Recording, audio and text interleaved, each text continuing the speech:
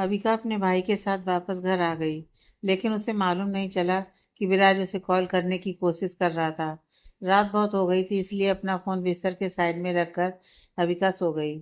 अगली सुबह अविका की नींद खुली और उठते ही अविका अपना फोन चेक करने लगी। वो अभी भी थोड़ी नींद में थी और उसकी आंखें ढंग से नहीं खुल रही थी। फोन चेक करते हुए अविका को अचानक विराज का ख्याल आया। क्या विराज ने कल रात पकौड़ियाँ और पूरियाँ खाई होंगी जो मैंने उसके ऑफिस के टेबल पर रखे थे? क्या वो अभी भी मुझसे नाराज होगा? ऐसे ख्याल अविका के मन में घूम रहे थे। वो बिस्तर से उठी और बाथरूम जाकर फ्रेश होकर जल्दी से तैयार हो गई। वो अपने कमरे से बाहर निकली। वो अपने आसपास देखी। उसे कोई भी दिखाई नहीं दिया, ना तो उसके माता पिता और ना तो उसकी बहन आरोही और ना तो उसका भाई आर्यन। अविका थोड़ी हैरान हो गई कि घर पर कोई नहीं था। अबिका जल्दी से घर से बाहर निकली और एक टैक्सी में जाकर बैठ गई। टैक्सी में उसे बैठे हुए कुछ ही पल हुए थे कि उसका फ़ोन रिंग होने लगा। अबिका को लगा कि शायद विराज ने उसे कॉल किया होगा। वो खुशी से फ़ोन अपने बैग से निकाली, लेकिन जैसे ही वो अपना फ़ोन देखी, उसका मुंह उतर गया। अबिका जैसा सोचा था वैसा नहीं हुआ। उसकी सौतेली माँ ने उसे कॉल किया था। अबिका कॉल रिसीव करते हुए बोली, बोलो माँ, क्या बात है? अबिका काफ़ी धीमी आवाज़ में बोली। दूसरी तरफ से उसकी सौतेली माँ काफ़ी खुश लग रही थी। उनके आसपास से और भी महिलाओं की आवाज़ अबिका को सुनाई दे रही थी। शायद वो किसी के यहाँ थी। अबिका की सौतेली माँ बोली, सुनो अबिका, तुम अभी होटल ब्लू क्लास चली जाओ। तुम्हारा भाई आर्यन भी वहीं है। अबिका हैरानी से पूछी, क्यों, क्या हो गया है? कुछ नहीं, आर्यन बस हमारी कंपनी के कुछ डॉक्यूमेंट वहाँ पर लेने गया है। मुझे पता है कि वो आसानी से डॉक्यूमेंट ले आएगा, लेकिन फिर भी मैं चाहती हूँ कि तुम होटल ब्लू क्लास जाओ और अपने भाई की हेल्प करो। उसकी सौतेली माँ बोली। अबिका थोड़ी चिढ़ गई और बोली, माँ मैं अभी नहीं जा सकती हूँ, मैं कहीं और जा रही हूँ। अबिका की सौतेली माँ गुस्सा हो गई यह सुनते ही। वो आगे बोली, कहाँ जा रही हो तुम? तुम्हारे कहीं जाने से कई गुना ज़्यादा इम्पोर्टेंट है कंपनी के उन डॉक्यूमेंट को लाना। इसलिए चली जाओ अपने भाई के पास। अविका बोली, जब इतना ही इम्पोर्टेंट है तो पापा क्यों नहीं गए? और आप भी तो जा सकती हैं। नहीं तो आरोही को भेज दीजिए, वो चली जाएगी। मैं नहीं जा पाऊंगी माँ, उसकी सौतेली माँ बोली। सब लोग तुम्हारी तरह खाली नहीं बैठे हैं। आरोही और करण अपनी शादी की तैयारी करने में जुटे हुए हैं। तुम्हारे पापा कुछ इम्पोर्टेंट काम से कहीं गए हुए हैं और मैं भी घर पर नहीं हूँ। इसलिए मैं तुम्हें बोल रही हूँ, समझी? अब सीधे बिल्लू होटल क्लास चली जाओ और मैं ना नहीं सुनूंगी। अविका का मूड पूरी तरह से खराब हो गया। वो सोची कुछ और थी और उसके साथ हुआ कुछ और। अविका कॉल कट कर दी और टैक्सी ड्राइवर को होटल ब्लू क्लास की तरफ जाने को बोली। रास्ते में अविका विराज के बारे में ही सोचे जा रही थी। उसने विराज को मैसेज किया, विराज आई हो कि तुम आज ज़्यादा बिजी नहीं हो गए और मुझसे नाराज़ भी नहीं हो गए। मैं अभी होटल ब्लू क्लास जा रही हूँ। मेरे भैया भी वहीं हैं। वो कंपनी के कुछ डॉक्यूमेंट लेने के लिए गए हैं। मैं चाहती हूँ कि क्यों ना आज का लंच हम दोनों साथ में करें। मैसेज करके अविका विराज के रिप्लाई का इंतज़ार करने लगी, लेकिन विराज का कोई रिप्लाई नहीं आया। थोड़ी देर में वो होटल ब्लू क्लास पहुंच गई। अविका दोबारा अपना फ़ोन देखी, लेकिन इस बार भी उसे सिर्फ निराशा ही हुई। विराज ने अभी तक कोई रिप्लाई नहीं किया था। अविका का मन उदास हो गया। अपने फ़ोन को बैग में रखकर वो टैक्सी से उतरी और सीधे होटल ब्लू क्लास के अंदर चली गई। अविका होटल के काउंटर पर गई और बोली, हेलो, मैं अविका मेहता हूँ। मेरे भैया यहाँ कुछ डॉक्यूमेंट लेने के लिए आए हैं। अविका की बात सुनते ही एक स्टाफ ने अविका को रूम नंबर बताया। अविका हैरान हो गई। Room number? क्या आज और कंपनी के और भी प्रोजेक्ट के डील हो रहे हैं? अविका ज़्यादा कुछ सोची नहीं। वो लिफ्ट की तरफ चली गई। लिफ्ट में जाते ही अविका को वहाँ कुछ और लड़कियाँ मिली। वे लोग अविका को देखकर धीरे धीरे आपस में फुसफुसाने लगीं। यही अविका मेहता जो आजकल काफ़ी सुर्खियों में है। तुम सबने सुना कि नहीं, इसने एक डॉक्टर से शादी कर ली है। क्या, एक डॉक्टर से? लेकिन इसकी शादी तो कुमार ग्रुप के मैनेजर के साथ होने वाली थी। तुम लोगों को पता नहीं है क्या? इस लड़की के बहुत सारे लड़कों के साथ अफेयर रहते हैं। नहीं नहीं, मुझे ऐसा नहीं लगता है। ये बातें बस अफवाहें हैं। मुझे तो उस डॉक्टर पर तरस आ रहा है जिसने इससे शादी की। लिफ्ट में डॉक्टर श्रुति भी मौजूद थी। वो वहाँ किसी के चेकअप के लिए आई थी। उसने सारी बातें सुन ली। वो थोड़ी मुस्कुराती हुई और सोचने लगी कि डॉक्टर ब्राज के साथ तो धोखा हो गया है। उन्होंने ऐसी लड़की से शादी कर ली जिसके बहुत लड़कों के साथ अफेयर हैं। ये अविका तो बहुत तेज निकली। उस दिन हॉस्पिटल में तो बहुत सीधी सादी बन रही थी। मैं भी ही डॉक्टर ब्राज को सब बताती हूँ। लिफ्ट से बाहर निकलते ही उसने जल्दी से विराज को कॉल की और बोली, डॉक्टर विराज, मुझे लगता है कि आपके साथ धोखा हुआ है। मैंने अभी आपकी वाइफ को होटल ब्लू ग्लास में किसी और के साथ देखा है। अगर आपको यकीन नहीं है तो आप खुद आकर देख लें। इतना कहकर डॉक्टर श्रुति ने कॉल काट दिया। वो अबिका से थोड़ी नफरत करती थी। दूसरी तरफ विराज डॉक्टर श्रुति की बात सुनते ही अपना वाइट कोट उतारा और जल्दी से अपनी कार की चाबी उठाई और बाहर आ गया। इधर अबिका उस रूम तक पहुंच गई थी। उसने धीरे से दरवाजा खटखटाया। अबिका को रूम के अंदर से किसी के कदमों की आवाज़ सुनाई दी। इस पर अबिका थोड़ी घबराई हुई थी। तभी दरवाज़ा खुला और दरवाज़ा खुलते ही अबिका और भी ज़्यादा घबरा गई। उसे यकीन नहीं हुआ। अब उसकी धड़कनें तेज होने लगी थी क्योंकि दरवाज़ा खोलने वाला शख्स सुरेश कुमार था, जो अधरंगे था। उसने बस एक बाथरूम टॉवल लपेट रखा था और उसके अलावा कुछ भी नहीं पहना था। अबिका देखते ही एक कदम पीछे हट गई, लेकिन सुरेश कुमार ने झट से अबिका की कलाई पकड़ ली और अबिका को रूम के अंदर लाना चाहा। अबिका ने अपनी दूसरी हाथ से दरवाजे के बाहर की दीवार को कसकर पकड़ लिया। उसने मन ही मन ठान लिया था कि चाहे कुछ भी हो जाए, वो रूम के अंदर नहीं जाएगी। अबिका जान चुकी थी कि कमरे में सुरेश के अलावा कोई नहीं था और ऐसे में वो कमरे के अंदर चली गई तो उसके लिए अच्छा नहीं होगा। वो जोर से बोली, सुरेश अंकल, मेरा हाथ छोड़ दीजिए। मैं यहाँ अपने भाई आर्यन को ढूंढने आई हूँ, जो कुछ डॉक्यूमेंट लेने आए हैं यहाँ पर। अबिका चिल्लाकर लोगों को भी बुला नहीं सकती थी क्योंकि उसकी फैमिली की कंपनी और कुमार ग्रुप के बीच बहुत सारे प्रोजेक्ट के डील हुए थे। और तो और उसके पिताजी भी उससे काफ़ी नाराज़ थे क्योंकि अबिका ने अपने पिताजी की बात ना मानकर किसी और लड़के से शादी कर ली थी। ऐसे में अबिका अगर सुरेश कुमार को अपमानित करती तो उसके पिताजी उससे और नाराज़ होते। इसलिए अबिका चाहती थी कि वो इस सिचुएशन को आराम से हैंडल करे और मामले को आगे ना बढ़ने दे। सुरेश कुमार हंसते हुए बोला, अच्छा, तुम डॉक्यूमेंट लेने के लिए आई हो। वो डॉक्यूमेंट तो अंदर रखे हुए हैं और अगर तुम्हें डॉक्यूमेंट चाहिए तो तुम्हें रूम के अंदर आना ही पड़ेगा। अबिका और डर गई। वो सुरेश की आंखों में लालच और हवस की भूख देख सकती थी। वो जल्दी से बोली, नहीं, मैं रूम के अंदर नहीं जाऊंगी। आप मुझे यहीं पर सारे डॉक्यूमेंट लाकर दें। सुरेश कुमार ने अबिका के हाथ और मजबूती से पकड़ लिए। वो अजीब तरह से हंसते हुए बोला, अगर तुम यही दरवाजे के पास ही सारे डॉक्यूमेंट चाहती हो तो ठीक है, मैं तुम्हें दे दूंगा। लेकिन अबिका, तुम्हें डॉक्यूमेंट की कीमत चुकानी होगी और अगर तुम ऐसा नहीं करोगी तो फ्यूचर में मेरे ग्रुप और तुम्हारे मेहता फैमिली की कंपनी के बीच रिश्ते बिगड़ सकते हैं और तुम्हारी फैमिली की कंपनी डूब सकती है। तो अगर तुम ऐसा नहीं चाहती हो तो चुपचाप रूम के अंदर चली आओ। अबिका की आंखें बहुत चक्का होकर बड़ी हो गईं। उसकी धड़कनें तेज हो गईं और वो बहुत ज़्यादा घबरा गई। वो मुड़कर कॉरिडोर में देखने लगी, लेकिन पूरा कॉरिडोर खाली था।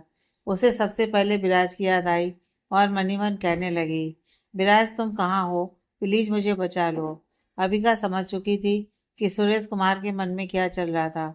उसने अपनी बात पलटते हुए बोली, सुरेश अंकल, आपका दिमाग तो ठीक है। ये आप कैसी बातें कर रहे हैं? अगर आपको कुछ चाहिए तो मेरे पापा से बोलिए। मैं आपकी कोई मदद नहीं कर सकती हूँ और वैसे भी मैं कंपनी के बारे में ज़्यादा कुछ नहीं जानती हूँ। मैं जा रही हूँ। आप वो डॉक्यूमेंट मेरे पापा को दे दीजिएगा।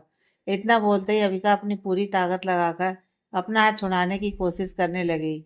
सुरेश कुमार ने और जोर से अबिका के हाथों को पकड़ लिया, जिससे अबिका के हाथों में लाल निशान उभर आए और उसी जगह पर उसे थोड़ी चोट लग गई। अबिका को इससे बहुत दर्द होने लगा और वो रो भी नहीं सकती थी। वो अपनी तरफ से पूरी तरह से जोर लगाती रही। सुरेश कुमार के चंगुल से छूटने के लिए वो जोर से बोली, सुरेश अंकल, आप मेरा हाथ छोड़ दीजिए। मुझे विराज के पास जाना है। मुझे अब कोई डॉक्यूमेंट नहीं चाहिए। अविका भले ही खूबसूरत और आत्मविश्वास से भरी हुई लड़की क्यों ना थी, लेकिन ऐसी हालत में जहाँ उसे अपनी ताकत का इस्तेमाल करना था, वहाँ वो हार सी गई थी। अविका की बात सुनते ही सुरेश कुमार हंसने लगा। उसके पीले दांत उसके मुंह से बाहर दिखने लगे थे। उसने अपने दूसरे हाथ से अबिका की कमर पकड़ ली। सुरेश अबिका को अपने करीब लाते हुए उसके कानों में धीरे से बोला, कोई बात नहीं अबिका, अगर तुम्हें डॉक्यूमेंट नहीं चाहिए तो ठीक है, लेकिन मुझे जो चाहिए वो मैं लेकर रहूँगा। इतना बोलते ही सुरेश कुमार ने अपनी पूरी ताकत से अबिका को उठाकर अपने रूम के अंदर ले आया। अबिका पूरी तरह से घबरा गई। वो अपनी पूरी ताकत लगाकर सुरेश कुमार को धकेल दी और चिल्लाते हुए बोली, आप पागल हो गए हैं? मैं पहले से ही शादीशुदा हूँ। मेरा एक हस्बैंड है और आप मेरे साथ कोई भी जबरदस्ती नहीं कर सकते हैं। अबिका इस समय पूरी तरह से कमजोर पड़ चुकी थी। डर और घबराहट से उसकी हालत बहुत खराब हो चुकी थी। उसे नहीं पता था कि अगले पल उसके साथ क्या होने वाला था। अबिका की बात सुनकर सुरेश कुमार जोर जोर से हंसने लगा। वो अबिका के खूबसूरत चेहरे को देखे जा रहा था। जब से उसने अबिका को देखा था, तब से ही वो अबिका को पसंद करने लगा था और अबिका को पाने के लिए ही उसने अबिका की फैमिली की कंपनी के साथ समझौता किया था। सुरेश कुमार ने आगे बढ़कर अबिका को दोबारा से अपनी बाहों में पकड़ लिया और उसके कानों में धीरे से बोला, ओ अबिका, तुम जानती नहीं कि मैं तुम्हें कितना चाहता हूँ। तुम सोच भी नहीं सकती कि जब मैंने पहली बार तुम्हें देखा था, तब से तुम्हारी खूबसूरती पर फिदा हो गया था और सिर्फ तुम्हारे लिए ही मैंने तुम्हारी फैमिली की कंपनी के साथ समझौता किया। अबिका को कुछ समझ में नहीं आ रहा था। उसके चेहरे पर आंसुओं की बाढ़ आ गई थी। रोते रोते अबिका की आंखें लाल हो गई थी, लेकिन सुरेश कुमार को इससे कोई लेना देना नहीं था। उसने अबिका को सीधे बिस्तर पर धकेल दिया। अबिका बिस्तर पर मुंह के बल गिर पड़ी। वो जल्दी से मुड़ी और दुबक कर बिस्तर के कोने पर चली गई और गिड़गिड़ाते हुए बोली, प्लीज सुरेश अंकल, मुझे छोड़ दीजिए। मैं आपसे रिक्वेस्ट करती हूँ और मैं आपसे वादा करती हूँ कि यहाँ जो कुछ हुआ मैं किसी को नहीं बताऊंगी। Please Suresh uncle. सुरेश कुमार पर अबिका की बातों का कोई असर नहीं हो रहा था। वो अपनी बाहें फैलाए खड़ा था। उसका मोटा शरीर काफी भद्दा लग रहा था। अबिका पूरी तरह से फंस चुकी थी। उसके पास बचने का कोई रास्ता नहीं था। सुरेश कुमार ने पहले ही रूम के दरवाजे को बंद कर दिया था। सुरेश कुमार इतना पागल हो गया था कि उसे अबिका की खराब हालत भी नहीं दिख रही थी। वो अबिका को किस करने के लिए आगे बढ़ा, लेकिन अबिका उससे और दूर हो गई। वो बहुत जोर से कांप रही थी। उसका शरीर पूरी तरह से पीला पड़ गया था। अबिका के पास भागने के अलावा कोई और रास्ता नहीं था, लेकिन यह भी बहुत मुश्किल था। अबिका रोते हुए बोली, आप बहुत गलत कर रहे हैं सुरेश अंकल। मेरी माँ जानती है कि मैं यहाँ डॉक्यूमेंट लेने के लिए आई हूँ और अगर मैं जल्द घर नहीं पहुँची तो वो यहाँ आ जाएंगी मुझे ढूंढते हुए और तब आप नहीं बच पाएंगे। इसलिए मैं बोल रही हूँ कि मुझे जाने दीजिए। इससे पहले कि अबिका आगे कुछ बोल पाती, सुरेश कुमार जोर जोर से हंसने लगा और अबिका की तरफ बढ़ने लगा। उसने अबिका के पैर पकड़कर उसे बिस्तर पर खींच लिया और बोला, शायद तुम भूल गई हो कि तुम्हारे माता पिता दोनों तुम्हारी शादी मुझसे करना चाहते थे और अभी भी चाहते हैं। तो तुम्हें अभी भी लगता है कि वो तुम्हें यहाँ बचाने के लिए आएंगे? अबिका समझ गई कि आज वो जिस सिचुएशन में फंसी है, उसके जिम्मेदार सिर्फ और सिर्फ उसके माता पिता थे।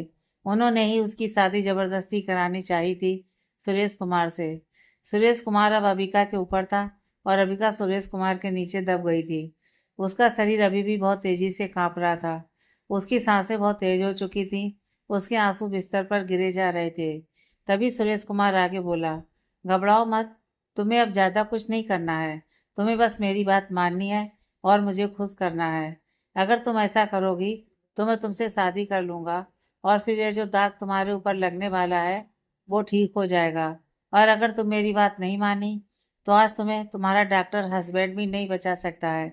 इतना बोलते ही सुरेश कुमार अबिका को किस करने के लिए उसकी तरफ बढ़ा।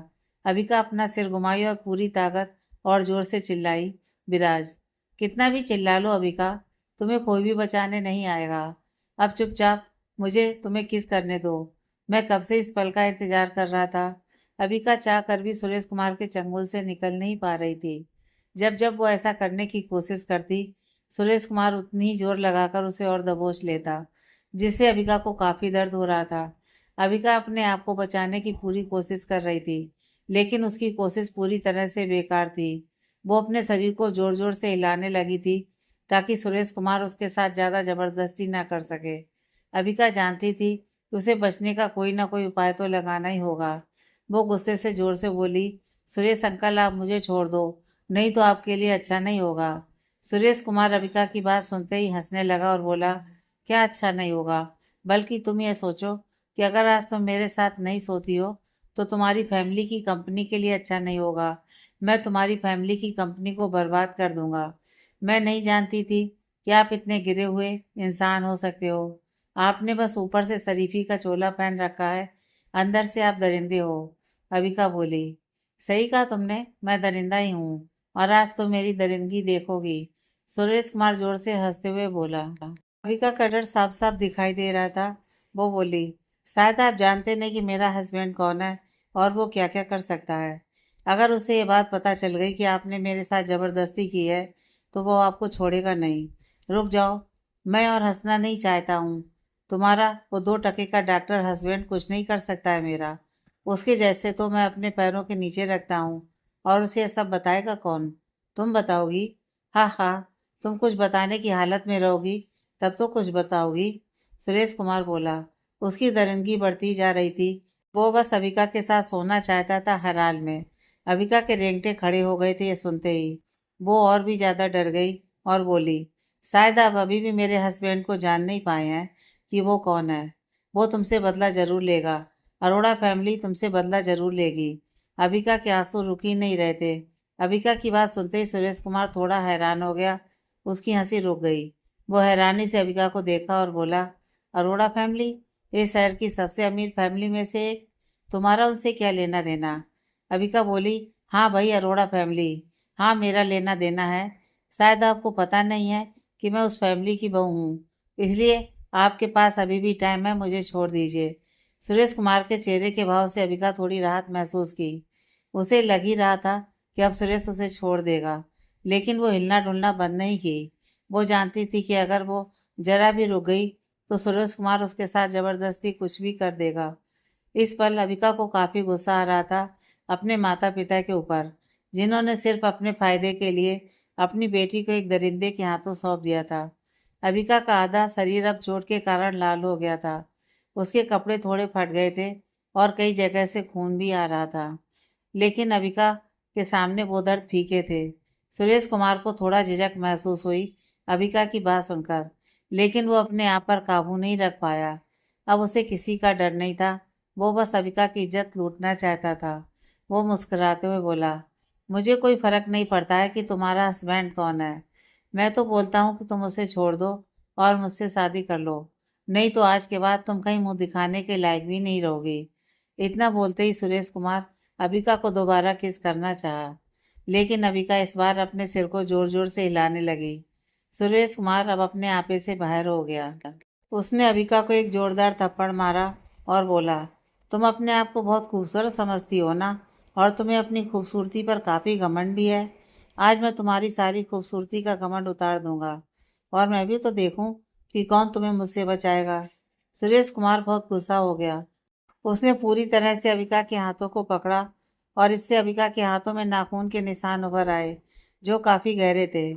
सुरेश कुमार आगे बोला, तुम अरोड़ा फैमिली की बहू हो तो तुम समझती हो कि कोई तुम्हें कुछ नहीं करेगा। मेरा बस चले तो मैं 2-4 लोगों को बुला लूं, और फिर तुम सोच भी नहीं सकती कि तुम्हारे साथ क्या होगा। अगर तुम मेरे साथ नहीं सोई तो मैं तुम्हारा बहुत बुरा हाल करूंगा। फिर तुम्हारा हस्बैंड भी तुम्हें नहीं पहचान पाएगा। सुरेश कुमार का थप्पड़ इतना जोरदार था कि अबिका के मुंह से खून बहने लगा था। वो अब बहुत थक चुकी थी, लेकिन इतना कुछ होने के बाद भी उसने हिम्मत नहीं हारी थी। अब उसका दाहिना हाथ सुरेश कुमार के चंगुल से छूट गया था। वो अपने मुंह से निकल रहे खून को पोंछी। हालांकि इस पल किए गए सुरेश कुमार की बातों ने अबिका को और भी ज्यादा डरा दिया। उसे लगने लगा कि आज शायद उसका आखिरी दिन होगा। सुरेश कुमार जब से अबिका की खूबसूरती पर फिदा था, उस पल से ही वो अबिका के साथ सोना चाहता था, और आज उसके पास अच्छा मौका था। उसने रूम के दरवाजे को अच्छी तरह से बंद कर रखा था। उसे अब अबिका को किसी तरह से शांत करना था, लेकिन तभी उसे होश आया कि अभी उसने अबिका के साथ गलत किया था। वो बोला, सॉरी अबिका, मैं तुम्हें मारना नहीं चाहता था। मैं बस अपने गुस्से पर काबू नहीं रख पाया, और तुमने ही मुझे गुस्सा दिलाया था। अगर तुम मेरी बात मानती तो मैं तुम्हें क्यों मारता। तुमने मेरे पास कोई और रास्ता छोड़ा ही नहीं है। मैं हर बार तुम्हें इम्प्रेस करने की कोशिश करता रहा, लेकिन तुम कभी मुझ पर ध्यान ही नहीं दी। सुरेश कुमार मुस्कुराते हुए अबिका के मुलायम गालों को छूने लगा। वो अबिका के डर को देख सकता था। वो अबिका से बोला, मुझे याद है कि एक बार तुम्हारे पापा ने मुझसे कहा था कि तुम बहुत जिद्दी किस्म की लड़की हो, और मुझे लगता है कि वो सही बोल रहे थे। मुझे तुम जैसी जिद्दी लड़कियां बहुत पसंद हैं, लेकिन तुम कितनी भी जिद्दी क्यों ना हो, मैं तुम्हें आज छोड़ूंगा नहीं। इस पल अबिका ने हिलना डुलना बंद कर दिया। सुरेश कुमार को लगने लगा कि अबिका अब मान गई है। उसने फिर से अबिका को किस करने की कोशिश की और इसी चक्कर में उसने अपने दोनों हाथों को अबिका के चेहरे के पास ले आया। वो पूरी तरह से अबिका के ऊपर चढ़ा हुआ था। अबिका को अब मौका मिल गया था। उसे लगा कि यही मौका है और वो पूरी ताकत लगाकर सुरेश कुमार को अपने ऊपर से जोर से धकेली। धक्का इतना जोर का था कि सुरेश सीधे रूम की दीवार के पास जाकर टकराया और फर्श पर गिर गया। वो जोर से चिल्लाया। उसका मुस्कुराता चेहरा पूरी तरह से गुस्से से भर गया था। अबिका बिस्तर पर से खड़ी हुई। अब वो वहां से जल्द भागना चाहती थी, लेकिन वो इतनी कमजोर हो गई थी कि वो एकदम चलते हुए लड़खड़ा गई। वो लगभग गिरने ही वाली थी कि उसने किसी तरह खुद को संभाला। अविका को बिस्तर पर से उठता देख सुरेश कुमार का गुस्सा और बढ़ गया। वो पूरी तरह से बौखला गया। उसकी आंखों में पूरी तरह से गुस्सा भर गई थी। वो जोर से बोला, वहीं रुक जाओ अबिका, मैं तुम्हें आज मार ही डालूंगा। अगर तुम मेरी नहीं तो किसी और की भी नहीं होगी। अबिका सुरेश कुमार की बातों पर ध्यान नहीं दी। वो सीधे रूम के दरवाजे की तरफ बढ़ने लगी।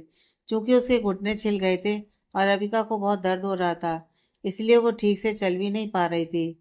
फिर भी वो हिम्मत करके आगे बढ़ती रही। सुरेश कुमार जमीन से उठा और उसकी कमर थोड़ी लचक गई थी। वो अबिका के पीछे गया। अबिका के धक्का देने से सुरेश कुमार को भी थोड़ी चोट आई थी और वो इससे बहुत गुस्सा था। वो अबिका को कमरे के बाहर नहीं जाने देना चाहता था। अबिका के पास पीछे मुड़कर देखने का टाइम नहीं था। वो जल्द से जल्द दरवाजे के पास पहुंचना चाहती थी, लेकिन उसका शरीर साथ नहीं दे रहा था। सुरेश कुमार काफी देर तक अबिका के ऊपर चढ़ा हुआ था, जिससे अबिका का शरीर थोड़ा सुन्न पड़ चुका था और अबिका में अब दोबारा खुद को बचाने की ताकत नहीं बची थी। अगर इस बार वो दोबारा सुरेश कुमार के हाथों में फंस गई तो उसकी इज्जत लूटना तय था। अबिका के बाल पूरी तरह से बिखर गए थे। उसका खूबसूरत चेहरा बहुत लाल दिखने लगा था। उसे अपने माता पिता पर बहुत गुस्सा आ रहा था। उनकी वजह से ही आज अबिका का हाल ऐसा था, जो अपने फायदे के लिए अपनी बेटी को बेचने चले थे। अबिका लगभग दरवाजे के पास पहुंच गई थी। वो दरवाजे का हैंडल घुमाने ही वाली थी कि सुरेश ने पीछे से अबिका के घुंघराले बालों को कसकर पकड़ लिया। इससे अबिका की चीख निकल गई। उसे बहुत तेज दर्द महसूस हुआ। सुरेश कुमार अबिका को आज सच में नहीं छोड़ने वाला था। वो पूरी ताकत लगाकर अबिका को पीछे की तरफ खींचने लगा। अबिका उल्टे पांव पीछे आने लगी और वो जोर से चीखे जा रही थी। अबिका अब दरवाजे से दूर होने लगी थी। सुरेश कुमार ने अबिका को पीछे किया और उसे एक और थप्पड़ मारा। ये थप्पड़ पिछले वाले थप्पड़ से ज्यादा जोरदार था। अबिका सीधे फर्श पर गिर पड़ी। सुरेश कुमार को अबिका के ऊपर जरा भी दया नहीं आ रही थी। वो अपनी हैवानियत दिखा रहा था। वो अबिका से बोला, बहुत भागने का शौक है ना तुम्हें? मैं भी देखता हूँ कि तुम अब कैसे भागती हो। अब तो मैं कुछ और लोगों को बुलाऊंगा और मिलकर तुम्हारी इज्जत लूटेंगे। अबिका अपने सिर को पकड़े हुए फर्श पर पड़ी हुई थी। उसे बहुत दर्द हो रहा था और दर्द के मारे वो रोई जा रही थी। अबिका अब इतनी दर्द में थी कि उससे उठा भी नहीं जा रहा था। सुरेश कुमार ने अबिका को बहुत टॉर्चर किया था। आज उसके साथ बुरा होना तय था। सुरेश कुमार अबिका को फर्श पर से उसके बाल खींचकर उठाने लगा।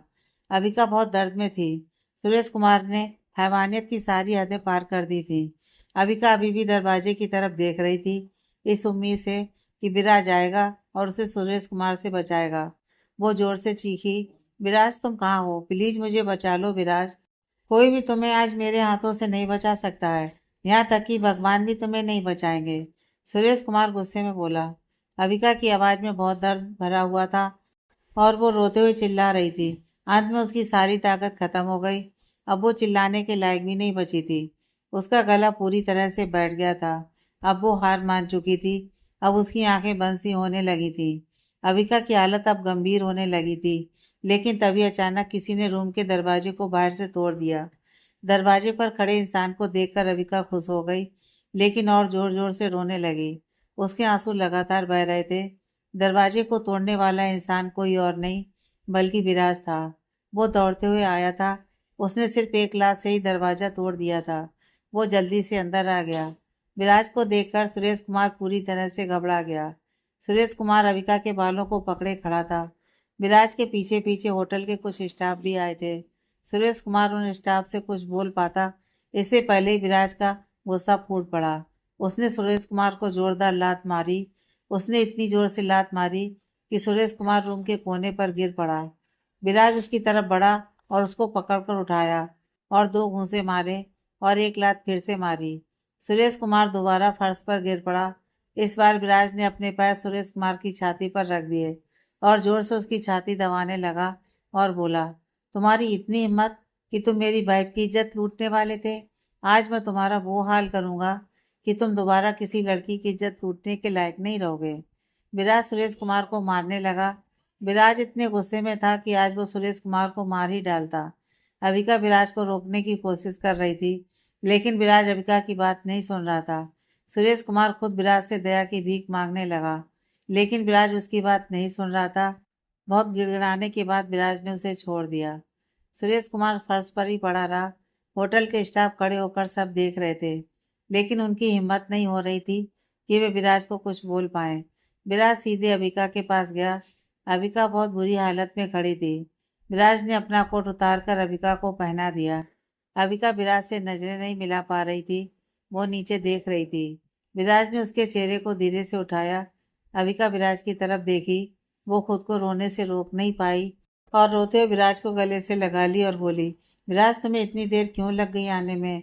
विराज ने कभी नहीं सोचा था कि वो अविका को ऐसी हालत में देखेगा। विराज ने भी अविका को अपनी बाहों में भर लिया। वो बहुत शर्मिंदा था। वो अविका की बात सुने जा रहा था। उसने अविका को रोने से नहीं रोका। थोड़ी देर बाद अविका बोलते बोलते विराज की बाहों में ही बेहोश हो गई। विराज अविका को अपनी गोद में उठाकर रूम से बाहर निकला। इधर विराज ने सुरेश कुमार को मार मार कर अधमरा कर दिया था। वो अब हिल भी नहीं सकता था और वो भी बेहोश होकर फर्श पर पड़ा था। जब विराज अविका को लिफ्ट से लेकर हॉल तक आया, तब सभी लोग उन दोनों को हैरानी से देखने लगे। अविका अभी भी विराज की बाहों में बेहोश थी। विराज ने किसी मसीहा की तरह उसकी जान बचाई थी और उसे अपनी गोद में उठाकर ले जा रहा था। विराज के पीछे पीछे होटल के स्टाफ भी चले आ रहे थे। जल्द से विराज अविका को लेकर हॉस्पिटल गया। उसने जल्दी से अविका को डॉक्टर के हवाले कर दिया। डॉक्टर उसे इमरजेंसी रूम में ले गए। विराज बाहर ही इंतजार करने लगा। विराज बहुत सीरियस मूड में था। वो कुछ सोचे जा रहा था। थोड़ी देर बाद उसने किसी को कॉल किया और बोला, मुझे कुमार ग्रुप को पूरी तरह से बर्बाद करना है, चाहे कुछ भी हो जाए। मैं कुमार ग्रुप का नामो निशान मिटाना चाहता हूँ और मैं ये बोल नहीं रहा, ये मेरा ऑर्डर है। फोन की दूसरी तरफ अमन था। उसे कुछ समझ में नहीं आ रहा था कि विराज ऐसा क्यों बोल रहा था। कुछ देर सोचने के बाद वो विराज की बात से सहमत हो गया। विराज कॉल कट कर दिया और वापस इमरजेंसी रूम के बाहर इंतजार करने लगा। थोड़ी देर बाद एक लेडी डॉक्टर बाहर निकली। वो बाहर आते ही बोली, सिर पर गहरी चोट लगी है, बाकी शरीर में मामूली चोट है। क्या आप बता सकते हैं कि ऐसा कैसे हुआ? मुझे जहाँ तक लगता है कि डोमेस्टिक वायलेंस का केस है। इसे बहुत बुरी तरह से टॉर्चर किया गया है। विराज लेडी डॉक्टर की बात सुनकर सिर्फ अपना सिर हिलाया। उसने कुछ नहीं कहा। उसे बहुत गुस्सा आ रहा था। सुरेश कुमार ने अविका को बहुत टॉर्चर किया था। लेडी डॉक्टर दोबारा बोली, अभी वो आराम कर रही है, आप चाहे तो उससे मिल सकते हैं। लेडी डॉक्टर की बात सुनते ही विराज इमरजेंसी रूम के अंदर चला गया। उसने देखा कि अविका चुपचाप सो रही थी। ऐसा लग रहा था जैसे अविका कई दिनों से सोई नहीं थी। विराज अविका के पास जाकर बैठ गया और उसका हाथ धीरे से अपने हाथ में पकड़ लिया। वो लेडी डॉक्टर भी रूम के अंदर आ गई। जब उसने देखा कि विराज अविका का हाथ पकड़े उसके पास बैठा हुआ था, तो उसने कुछ नहीं कहा। वो जानती थी कि विराज ऐसा नहीं कर सकता था। यह मामला जरूर कुछ और था। विराज का गुस्सा थोड़ा कम हो गया था। वो अविका के मासूम से चेहरे को बस देखे जा रहा था। जब विराज अविका को हॉस्पिटल लेकर आया था, तब वो ज़्यादा पैनिक में था और घबराया हुआ था। अब वो लेडी डॉक्टर विराज को थोड़ा शांत होते हुए देख रही थी। वो लेडी डॉक्टर विराज से धीरे से बोली, मैंने जांच कर ली है, घाव कुछ दिनों में ठीक हो जाएंगे, लेकिन मानसिक रूप से बहुत सदमा लगा है। पता नहीं कि यह सदमे से उबर पाएंगी भी या नहीं, लेकिन तब तक आपको इनके साथ रहना होगा और इन्हें समझाना होगा। विराज अविका को ही देखे जा रहा था। उसने लेडी डॉक्टर से कहा, thank you doctor. Lady doctor मुस्कुराई और वहां से चली गई। अब रूम में सिर्फ विराज और अविका अकेले थे। अविका बहुत देर तक होश में नहीं आई। इस पल शाम के 6 बज चुके थे। जब अविका बहुत देर तक होश में नहीं आई, तब विराज धीरे से उसकी तरफ झुका और उसके कानों में उसका नाम पुकारा, अविका। अविका थोड़ी हिली और धीरे धीरे उसने अपनी आंखें खोली। उसकी आंखें आधा ही खुल रही थी। वो अभी भी पूरी तरह से होश में नहीं आई थी। उसे सब धुंधला दिखाई दे रहा था। विराज उसके साथ बिस्तर पर ही बैठा था। अविका को होश में आता देख वो मुस्कुराया और बोला, तुम्हें भूख लगी है? विराज की आवाज़ सुनते ही अविका एकटक उसे देखने लगी। उसकी आंखों में आंसू भर गए। बस उनके छलकने की देरी थी। वो बिना पलके झपकाए विराज को देखे जा रही थी। उसे अभी भी याद था कि जब वो होटल ब्लू क्लास जा रही थी, तब उसने विराज को मैसेज किया था। विराज की आवाज़ ने अविका के चेहरे पर मुस्कान बिखेर दी। ऐसा लग रहा था जैसे अविका घर पर सो रही थी और जब वो उठी तब उसका प्यारा हस्बैंड उसके पास बैठा हुआ था। अविका आगे की ओर उठी और विराज को गले लगा ली। वो बहुत इमोशनल हो गई। विराज ने उसे नहीं रोका। अविका रोते हुए बोली, तुम्हें आने में इतनी देर क्यों हो गई थी विराज? क्या तुम्हें मेरी जरा सी भी परवाह नहीं है? मैं बहुत डर गई थी। अगर आज मेरे साथ कुछ हो जाता तो मैं जिंदा नहीं रह पाती। अविका की हर बात विराज के दिल पर किसी हथौड़े की तरह लग रही थी। खासकर ये बात जब अविका बोली कि अगर मेरे साथ कुछ हो जाता तो मैं जिंदा नहीं रह पाती। विराज अविका के बारे में सब कुछ जानता था पहले से कि अविका कैसी लड़की थी। लेकिन विराज सोचता था कि जब अविका और करण 4 साल से रिलेशनशिप में थे तब दोनों के बीच बहुत कुछ हुआ होगा। लेकिन अविका की बात सुनकर विराज को एहसास हुआ कि वो बहुत गलत सोचता था। अविका हमेशा से एक अच्छी लड़की थी। उसके लिए वही लोग मायने रखते थे जिन पर अविका भरोसा करती थी।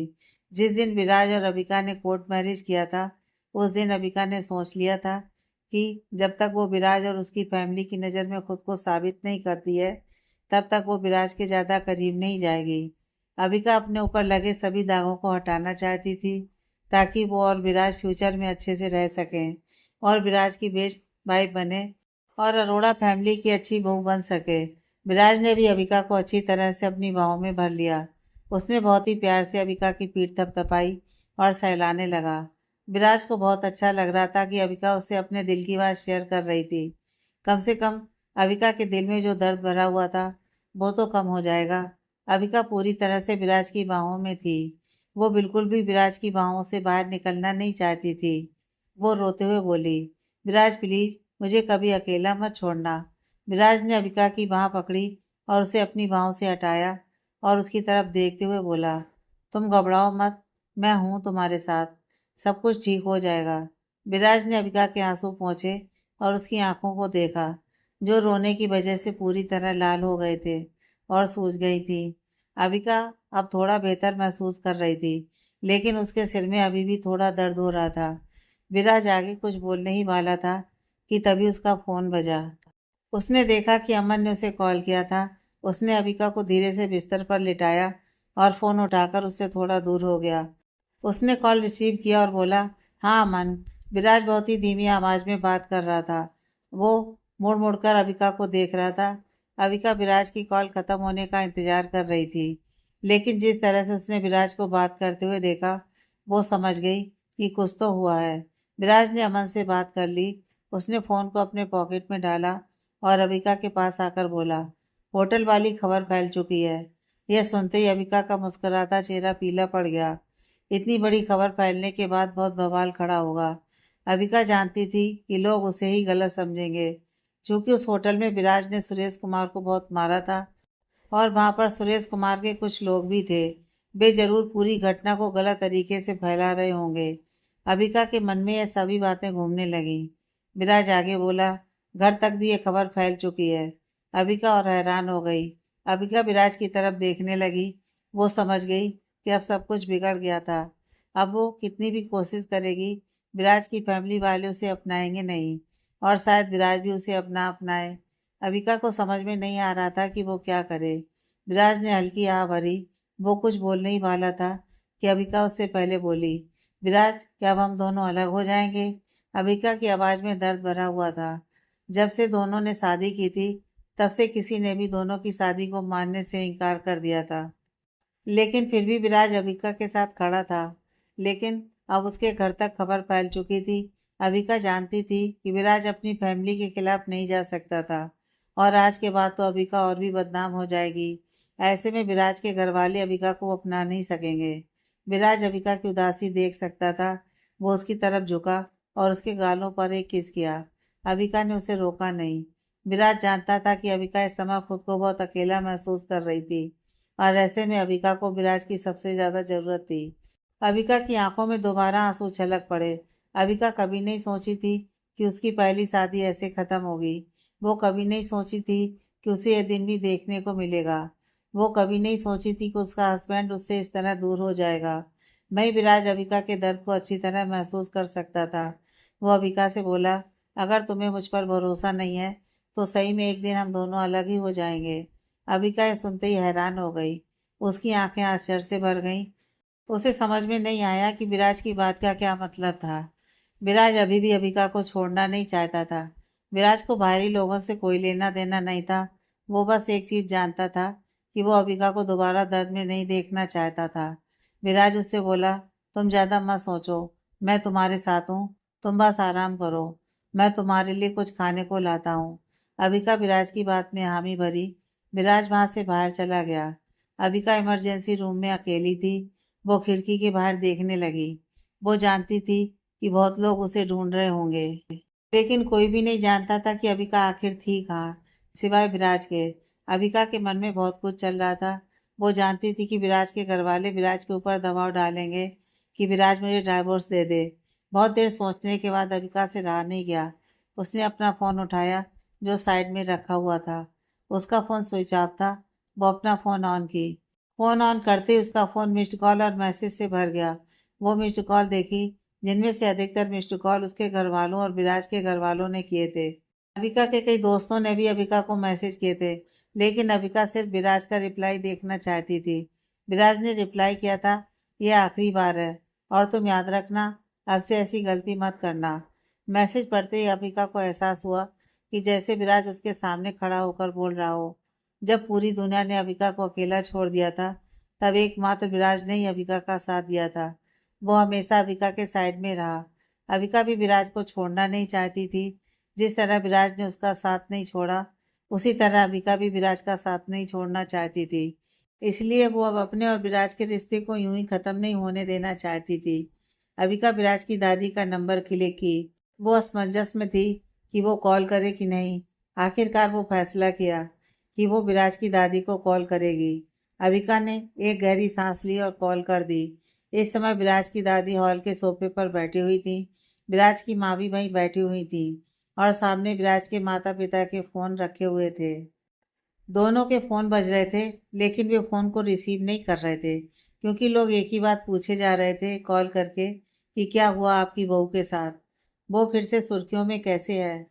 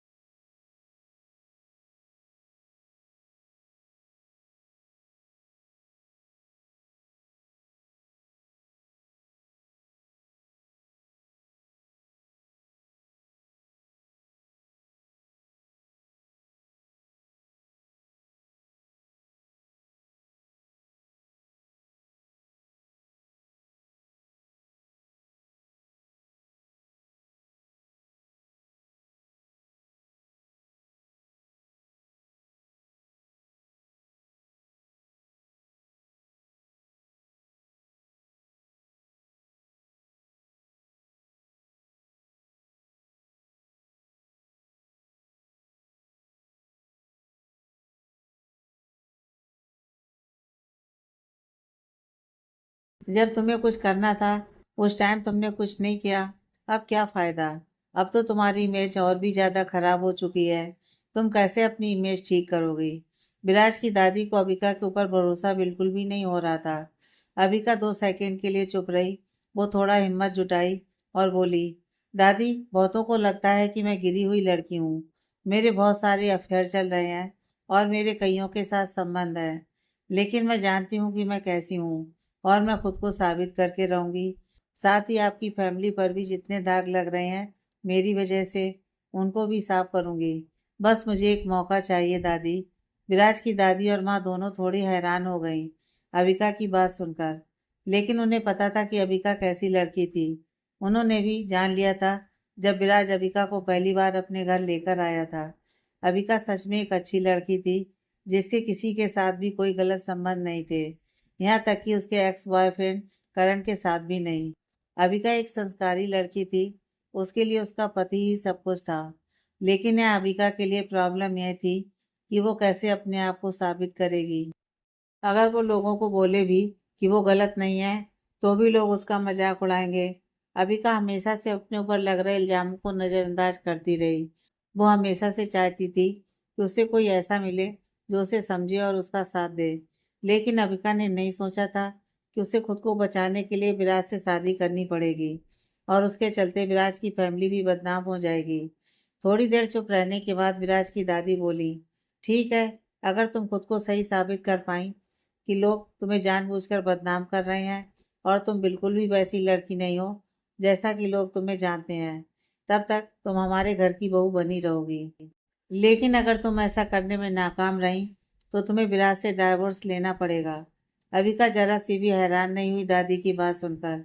वो जानती थी कि उसे ऐसा ही कुछ सुनने को मिलेगा। वो धीरे से बोली और कॉल कट कर दिया। अगली सुबह अविका के घर वालों को पता चला कि अविका हॉस्पिटल में एडमिट थी। उसके घर वाले उसे देखने के लिए हॉस्पिटल पहुंच गए थे। अविका का भाई आर्यन सबसे पहले अविका के पास पहुंचा। अविका अपने भाई को देखकर मुस्कुराई और धीरे से बोली, भैया। आर्यन थोड़ा घबराया हुआ सा था। वो अविका को देखते ही बोला, तुम ठीक तो हो अविका? कहाँ है वो आदमी? मैं उसे जिंदा नहीं छोड़ूंगा। अविका को ऐसी हालत में देखकर आर्यन का गुस्सा फूट पड़ा। लेकिन अविका अपने भाई को बोली, भैया इसकी कोई ज़रूरत नहीं है। विराज पहले ही सुरेश को सबक सिखा चुका है। अब आपको कुछ करने की ज़रूरत नहीं है और मैं ठीक हूँ भैया। अविका आर्यन को बोल ही रही थी कि उसके माता पिता और उसकी बहन नारोई भी वहां आ गए। कमरे के अंदर आते उसकी सौतेली माँ बोली, बेटा तुम ठीक तो हो? मैं नहीं जानती थी कि सुरेश कुमार ऐसी हरकत करेगा तुम्हारे साथ। उसकी सौतेली माँ काफ़ी दुखी होकर बोल रही थी, लेकिन यह सिर्फ एक दिखावा लग रहा था। अविका समझ गई कि उसकी सौतेली माँ सिर्फ दिखावा कर रही थी। वो जानती थी कि अगर उसका भाई वहाँ मौजूद नहीं होता तो उसकी माँ उससे ढंग से बात नहीं करती। अविका आगे अपनी सौतेली माँ का नाटक देखना चाहती थी कि वो और क्या क्या करती हैं। तभी उसकी बहन नारोई बोली, दी आप ठीक तो है ना? मुझे तो यकीन ही नहीं हुआ जब मैंने यह खबर सुनी। तो यह सब मेरी ही गलती है। अगर मैं करण के साथ नहीं गई होती तो आज आपकी हालत नहीं हुई होती। आपके बदले मुझे जाना चाहिए था। आरोही अविका के पास आकर खड़ी हो गई। उसका चेहरा थोड़ा अफसोस से भरा हुआ था। ऐसा लग रहा था जैसे कि आरोही अब बस रोने ही वाली हो। तभी उसकी माँ ने आकर उसे संभाला और बोली, आरोही तुम खुद को दोष मत दो। इसमें तुम्हारी कोई गलती नहीं है। किसी को नहीं पता था कि ऐसा हो जाएगा। सुरेश हमेशा से अविका की खूबसूरती पर आकर्षित था, इसलिए हम भी चाहते थे कि अविका सुरेश कुमार से शादी कर ले। इसमें सुरेश कुमार की बहुत बड़ी गलती है। उसे खुद पर काबू रखना चाहिए था। वो अविका की खूबसूरती को देखकर बहक गया था। अविका की सौतेली माँ ने टॉपिक को बदल दिया। वो साफ साफ बोलना चाहती थी। इसमें सुरेश कुमार से ज़्यादा अविका की गलती थी। उन्होंने अपने बगल में खड़े अविका के पिताजी से कहा, अमन, हमें जल्द से जल्द इस मामले को ठीक करना होगा, नहीं तो आरोही की शादी में प्रॉब्लम खड़ी हो सकती है और हम ऐसे ही सुरेश कुमार को कुछ नहीं कर सकते हैं। अगर हम सुरेश कुमार के खिलाफ जाएंगे तो हमारी कंपनी पूरी तरह से डूब जाएगी। अविका के पिताजी चुपचाप खड़े थे। आखिरकार उन्होंने अपना मुंह खोला और बोले, अविका, क्या विराज अब भी तुम्हें अपनाने को तैयार है? उन्होंने सीधा बात कही। अविका को यह सुनकर काफी बुरा लगा। उसके पिताजी को अभी भी उससे ज्यादा कंपनी की पड़ी थी। ना तो उन्होंने अविका का हालचाल पूछा, ना तो उन्होंने अविका की फीलिंग्स की कोई कदर की। अविका पहले से ही अपने पिताजी से नाराज थी और ऐसी बात सुनकर अविका और भी ज्यादा नाराज हो गई। लेकिन अब उसके पास अपने पिताजी की बातों का बुरा मानने का टाइम नहीं था। वो बिना हिचकिचाए बोली, पापा आप चाहते क्या हैं? उसके पिताजी चुप हो गए। उन्होंने अविका के सवाल का कोई जवाब नहीं दिया। पास खड़ा उसका भाई आर्यन समझ गया कि उसकी माँ और उसकी बहन आरोही दोनों अविका से जल्द छुटकारा पाना चाहते थे। लेकिन अपने पिताजी की बात सुनकर आर्यन को भी विश्वास हो गया कि उसकी फैमिली में उसके सिवाय कोई भी अविका की परवाह नहीं करता था और ना तो अविका की फिक्र करता था और अगर आर्यन गलत सोच रहा था तो अबिका के साथ ऐसा क्यों हुआ, जबकि सुरेश कुमार को पता था कि अबिका पहले से शादीशुदा है। आर्यन का दिल पूरी तरह से ठंडा पड़ गया। वो बहुत ही मायूसी से अबिका को देखा और सोचने लगा कि पता नहीं अबिका ने 5 साल कैसे बिताए होंगे। थोड़ी देर बाद अबिका के पिताजी को मौका मिल गया अबिका के सवाल का जवाब देने का। उन्होंने अपनी बहुएं चढ़ाई और कहा, चीजें बहुत बिगड़ चुकी हैं अबिका। मुझे नहीं लगता कि अब विराज तुम्हें अपनाएगा। तुम पहले से ज्यादा और भी चर्चा में आ चुकी हो और इससे तुम्हारी बहन आरोही की शादी पर असर पड़ेगा। बेहतर यही होगा कि तुम सुरेश कुमार से शादी कर लो ताकि तुम्हारे ऊपर लगे दाग हट जाए। यह बात सुनते ही अबिका को विश्वास नहीं हुआ कि वो अपने पिताजी के लिए कोई मायने ही नहीं रखती थी। वहीं आर्यन को गुस्सा आ गया। उसने तुरंत अपने पिताजी को टोका, पापा आप ये कैसी बातें कर रहे हैं, आप होश में तो हैं। अबिका अभी ही उस हैवान सुरेश कुमार के चंगुल से छूट कर आई है और आप वापस अबिका को उसके पास भेजना चाहते हैं। क्या आपको अबिका की जरा सी भी फिक्र नहीं है। आर्यन अपने पिताजी की बात से नाखुश था। वो अबिका की जिंदगी बर्बाद होते हुए नहीं देख सकता था। अबिका के पिताजी के चेहरे पर शर्मिंदगी की रेखा झलक उठी। उन्होंने अबिका की तरफ देखा, लेकिन अबिका अपने पिताजी की तरफ नहीं देख रही थी। अबिका का उदास चेहरा देखकर भी उनका दिल नहीं पिघला। वो धौंस जमाते हुए जोर से बोले, मैं अबिका की लाइफ बर्बाद नहीं करना चाहता हूँ, बल्कि मैं अबिका की लाइफ अच्छी करना चाहता हूँ। अबिका ने खुद की लाइफ बर्बाद कर ली है। अब तो कोई भी अबिका से शादी करने को तैयार भी नहीं होगा और ना तो विराज के घर वाले अबिका को अपनाएंगे। ऐसे में सिर्फ सुरेश कुमार ही अबिका को अपनाएगा। अबिका के पिताजी गुस्सा हो गए। वे आगे बोले, अगर अबिका को जरा सी भी अपनी और फैमिली की इज्जत की फिक्र होती तो ये हमारी बात जरूर मानती और ये दिन देखने को मिलते ही नहीं। लेकिन ये हमारी बात मानती ही कहाँ है। इसकी वजह से हमारी फैमिली की इज्जत पूरी तरह से मिट्टी में मिल गई है। आर्यन अपने पिताजी से बिल्कुल भी सहमत नहीं था। आर्यन हमेशा से अपनी फैमिली का होना लड़का था। आर्यन विराज के बड़े भाई का अच्छा दोस्त था। जब तक आर्यन था तब तक वो ना तो अबिका की लाइफ बर्बाद होने देना चाहता था और ना तो अपनी फैमिली की इज्जत को मिट्टी में मिलने देना चाहता था। आर्यन और उसके पापा दोनों काफी बहस करने लगे। हालांकि आर्यन कितनी भी कोशिश कर लेता अबिका को बचाने की, लेकिन वो अपने पिताजी के खिलाफ नहीं जा सकता था। भाई अबिका के पिताजी अब पूरी तरह से जिद पर अड़ गए थे कि अबिका को किसी न किसी तरह से फैमिली से निकालना था। अबिका अपने पिताजी की सोच से पूरी तरह अनजान थी। वो दोनों की बातें सुनी जा रही थी जो उसके भाई और पिताजी आपस में बोले जा रहे थे। वो बिस्तर को अपने दोनों हाथों की मुट्ठी में कसकर जकड़ ली।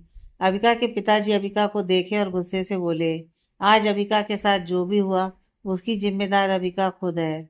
मैं कब से इसे कह रहा था कि सुरेश कुमार से शादी कर लो, लेकिन इसने कभी मेरी नहीं सुनी, बल्कि अपनी जिद पर अड़ी रही। सुरेश से शादी करने के बाद अबिका की लाइफ ठीक हो जाती, वो रानी की तरह रहती। सुरेश किसी भी चीज की कमी महसूस नहीं होने देता अबिका को। मैं नहीं जानता कि वो 2 कौड़ी का गरीब डॉक्टर तुम्हें कैसे खुश रखेगा। अगर तुम अपनी बहन आरोही की तरह मेरी बात मान लेती तो हम सब खुशी खुशी रह रहे होते। अविका का दिल किसी सुई की भांति चुभ रहा था। अपने पिताजी के मुंह से ऐसे शब्द सुनने के बाद अब वो अपने पिताजी से और भी ज्यादा नफरत करने लगी। लेकिन उसने सीधे मुंह अपने पिताजी को नहीं टोका। वो बस अपने पिताजी की बातें चुपचाप सुने जा रही थी। लेकिन आर्यन को ये सब बिल्कुल भी ठीक नहीं लग रहा था। इससे पहले कि आर्यन अपने पिताजी को कुछ बोलता, अविका ने उसका हाथ पकड़ लिया और अपना सिर हिलाकर इशारा किया कि उन्हें कुछ बोलने की कोई जरूरत नहीं है। आर्यन भले ही उसका सौतेला भाई था, लेकिन वो अविका को अपनी सगी बहन की तरह प्यार करता था। अविका नहीं चाहती थी कि उसकी वजह से उसके भाई और उसके पिताजी में अनबन हो जाए। बचपन में आर्यन को एक नाजायज बच्चे के रूप में जाना जाता था, जब तक कि अविका के पिताजी ने दूसरी शादी ना की और आर्यन को अपना बेटा नहीं बनाया। वो दोनों के बीच दरार नहीं पड़ने देना चाहती थी।